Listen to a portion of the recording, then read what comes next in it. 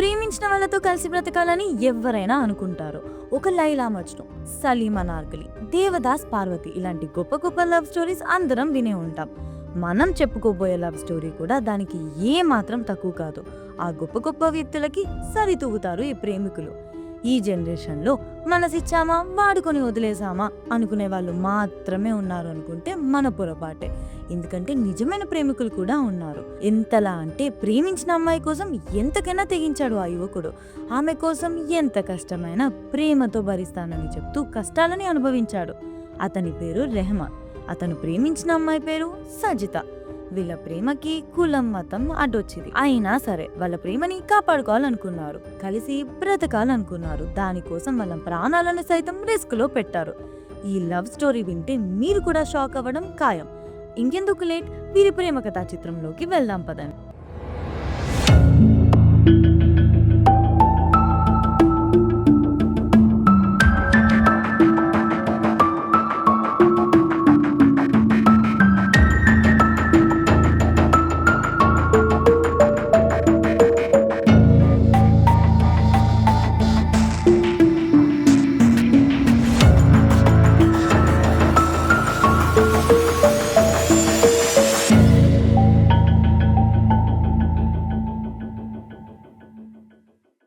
రెహమాన్, సజిత కేరళలోని పాలక్కాడ్ జిల్లాలో అరియలూర్ అనే ఏరియాకి చెందినవాళ్ళు. రెహమాన్ వచ్చేసి ఒక పూర్ ఫ్యామిలీకి చెందినవాడు. వాళ్ళ పేరెంట్స్ డైలీ లేబర్ వర్క్ చేస్తారు.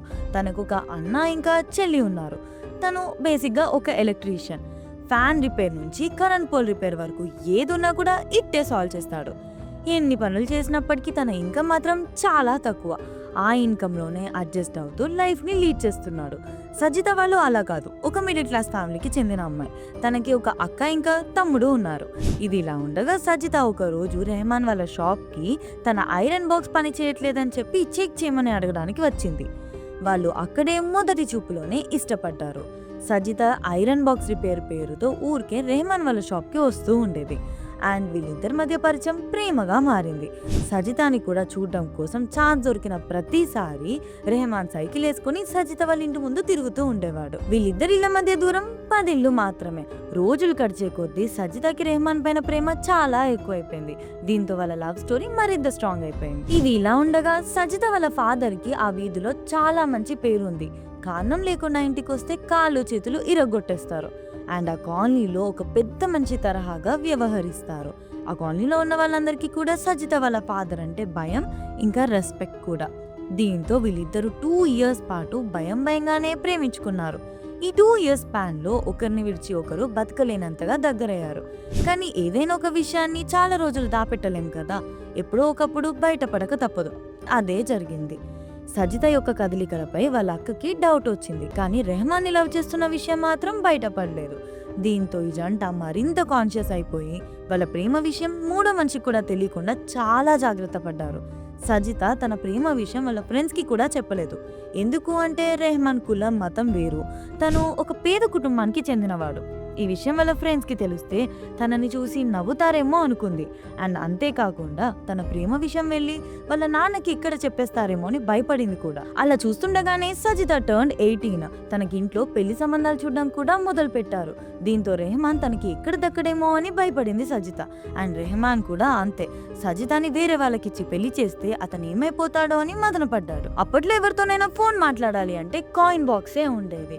రెహమాన్ సజిత కోసం అప్పు చేసి మరీ ఒక మొబైల్ కొన్నాడు. అండ్ సజిత అప్పుడప్పుడు ఇంటి నుంచి బయటికి వచ్చి coin box through Rahman mobile కి కాల్ చేసేది. అండ్ రోజులు గడిచిన వాళ్ళ మధ్య ప్రేమ మాత్రం ఏ మాత్రం తగ్గలేదు. అండ్ ఒక సిచ్యుయేషన్లో కలిసి బ్రతకాలని చాలా స్ట్రాంగ్గా డిసైడ్ అయ్యారు. సందర్భం రానే వచ్చింది. సజిత వాళ్ళ ఇంట్లో ఫ్యామిలీ మెంబర్స్ అంతా వేరే ఊరికి వెళ్లారు. అండ్ రెహమాన్ సజితాని తీసుకొచ్చి తన ఇంట్లో తన రూమ్లో ఉంచాడు. బేసిక్ గా రెహమాన్ వాళ్ళ ఇల్లు ఒక వరండాతో పాటు 2 రూమ్స్. ఒక రూమ్ లో వాళ్ళ అమ్మ నాన్న చెల్లి ఉండేవాళ్ళు. అండ్ ఇంకొక రూమ్ స్పెషల్ గా తన కోసమే. చిన్నప్పటి నుంచి రెహమాన్ కి కోపం ఎక్కువ. తను ఏ మాట అంటే ఆ మాటే జరగాలి అన్నట్టుగా. అండ్ చిన్న కొడుకు అవ్వడంతో పేరెంట్స్ కూడా చాలా గారాబంగా పెంచారు. తను ఏది చెప్తే అదే జరిగేది. అండ్ సజితాని ఎలాగైనా తన రూమ్ కి తీసుకురావాలని రెహమాన్ డిసైడ్ అయ్యాడు. సో దానికోసం ప్లాన్ ప్రకారంగానే ఒక 2 months ముందు నుండే ఒక సైకోలాగా బిహేవ్ చేయడం స్టార్ట్ చేశాడు. లైక్ ఇంటి నుండి బయటికి వెళ్ళేటప్పుడు రూమ్కి లాక్ వేయడం, లాక్ మాత్రమే కాదు, వేసిన లాక్ ని ఎలక్ట్రిక్ వైర్స్ తో బిగించేవాడు. ఇలా చేస్తున్న అతను సజితని తన రూమ్ కి తీసుకురావచ్చని డిసైడ్ అయ్యాడు. అండ్ ఫెబ్ 2, 2010 సజిత వాళ్ళ ఫ్యామిలీ మెంబర్స్ వేరే ఊరికి వెళ్ళినప్పుడు సజితని తన రూమ్ కి తీసుకొని వచ్చాడు. బయటికి వెళ్ళేటప్పుడు బయట నుంచి లాక్ వేసి వెళ్ళాడు. తను ఇంట్లో ఉంటున్న సంగతి ఇంట్లో వాళ్ళకి కూడా తెలీదు. బయట నుంచి లాక్ వేసి వాళ్ళ ఇంటి ముందు నుండే తన ఎలక్ట్రిక్ షాప్ కి సైకిల్ మీద వెళ్ళేవాడు. ఏమీ తెలియనట్టుగా, ఏమీ జరగనట్టుగా ఎలక్ట్రిక్ షాప్ లో పని చేసుకునేవాడు. ఆ రోజు సాయంత్రం ఊరికెళ్లిన సజిత వాళ్ళ ఫ్యామిలీ మెంబర్స్ ఇంటికి రిటర్న్ వచ్చారు. సజిత కనిపించకపోయేసరికి చాలా కంగారు పడ్డారు. తన కోసం వెతికని ప్లేస్ అంటూ లేదు. అదే వీధిలో ఉన్న రెహమాన్ ఇంటి పరిసరాల్లో కూడా వాళ్ళ నాన్న వెతికించారు. యాక్చువల్లీ రెహమాన్ పైన కాస్త డౌట్ ఉన్నప్పటికీ ఏమీ చేయలేని పరిస్థితి. రెహమాన్ వాళ్ళ పేరెంట్స్ ని కూడా సజిత గురించి అడిగారు, కానీ వాళ్ళ పేరెంట్స్ కి ఏమీ తెలీదు అని చెప్పారు. రిలేటివ్స్ సైతం సజిత వాళ్ళ ఇంటికి రాలేదు అని చెప్పారు. దీంతో ఏమీ చేసేది లేక ఆ రోజు రాత్రి పోలీస్ స్టేషన్ కు వెళ్లి సజిత కనిపించట్లేదని కంప్లైంట్ ఇచ్చారు. పోలీసులు కేసు ఫైల్ చేసుకుని ఎంక్వైరీ స్టార్ట్ చేశారు. కానీ ఎంత వెతికినా చిన్న క్లూ కూడా దొరకలేదు. కొద్ది రోజుల పాటు సజిత బ్రతికే ఉందని అనుకున్నారు. కానీ ఈ ఇన్వెస్టిగేషన్ మాత్రం కొన్నాళ్ళు సాగింది. అందరిలోనూ సజిత బ్రతికే ఉందన్న ఆశ సన్నగిల్లింది. సజిత వాళ్ళ పేరెంట్స్ అయితే తమ కూతురు చనిపోయిందన్న భ్రమలోకి వెళ్ళిపోయారు. తన పేరు మీద ఉన్న రేషన్ కార్డు కూడా తీయించేశారు. రెహమాన్ మాత్రం ప్రతిరోజు ఉదయం, మధ్యాహ్నం, సాయంత్రం తను ఏది తిన్నా కూడా రూమ్ కి తీసుకొని వచ్చేవాడు. బేసిక్ గా సజిత కోసం కొంచెం ఎక్కువ క్వాంటిటీ తీసుకెళ్లేవాడు. తనకి కడుపు నిండా పెట్టేవాడు.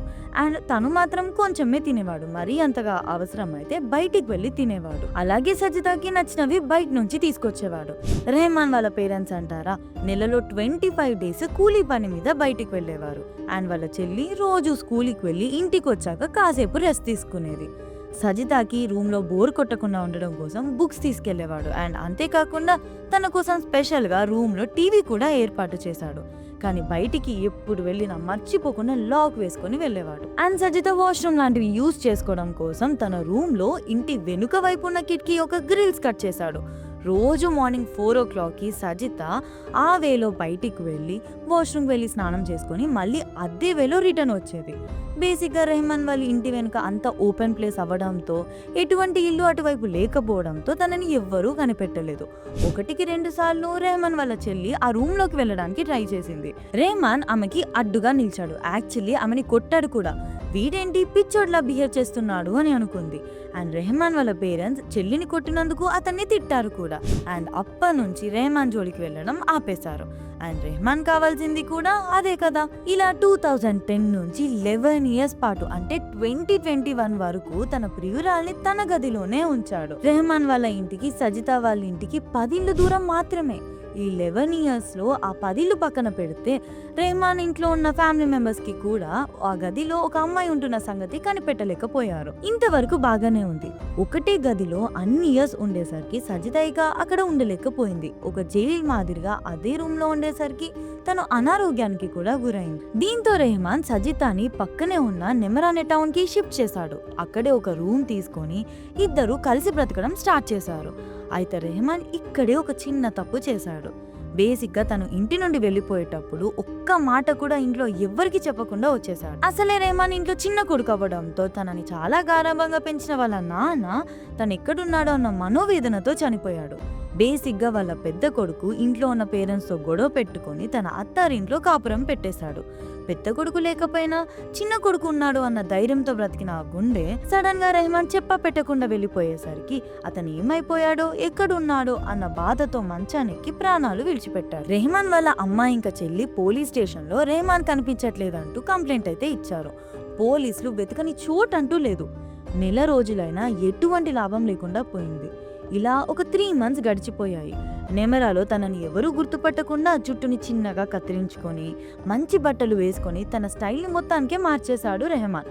అండ్ సజ్ని ఇంట్లోనే ఉంటూ ఏదైనా నేర్చుకోవాలని ట్రై చేస్తూ ఉంది. రెహమాన్ వాళ్ళు ఉంటున్న ప్లేస్ నెమరా టౌన్. ఈ నెమరా టౌన్ కి రెహమాన్ వాళ్ళ అన్నయ్య అప్పుడప్పుడు సరుకులు కొనడానికి వస్తూ ఉండేవాడు. అలా ఒకసారి వచ్చినప్పుడు రెహమాన్ని చూశాడు. అతడా కాదా అని డౌట్ వచ్చి వెనక్కి తిరిగి వచ్చి అతడి ముందు బైక్ ఆపాడు. రెహమానే అని కన్ఫర్మ్ చేసుకున్న తర్వాత, అసలు నువ్వు ఎక్కడికి వెళ్ళావు, నీ వల్ల నాన్న కూడా చనిపోయాడు అని అతని పైన కోప్పడడం స్టార్ట్ చేశాడు. ముందుగా రెహమాన్ తడబడినా కూడా ఆ తర్వాత మెల్లిగా తన లవ్ స్టోరీ మొత్తం వాళ్ళ అన్నయ్యకి చెప్పాడు. 11 ఇయర్స్ పాటు ఒకటే రూమ్లో అలా ఎలా దాపెట్టాడు అన్న డౌట్ వచ్చి పోలీసులకి ఇన్ఫార్మ్ చేశాడు.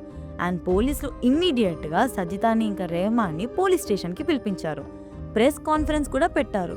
రెహమాన్ చెప్పిన విషయాలు విన్న పోలీసులు, మీడియా అందరూ షాక్ అయ్యారు. పోలీసులు సజితాని, రెహమాన్ని చెరొక రూమ్కి తీసుకువెళ్ళి ఎంక్వైరీ స్టార్ట్ చేశారు. వాళ్ళు ఇంటికి వెళ్ళి చూసిన తర్వాత ఇదంతా నిజమని అప్పుడు పోలీసులు నిర్ధారించుకున్నారు. రెహమాన్ తనకున్న భయంతో తన ప్రేమ విషయాన్ని ఎవ్వరికి చెప్పలేకపోయాడు.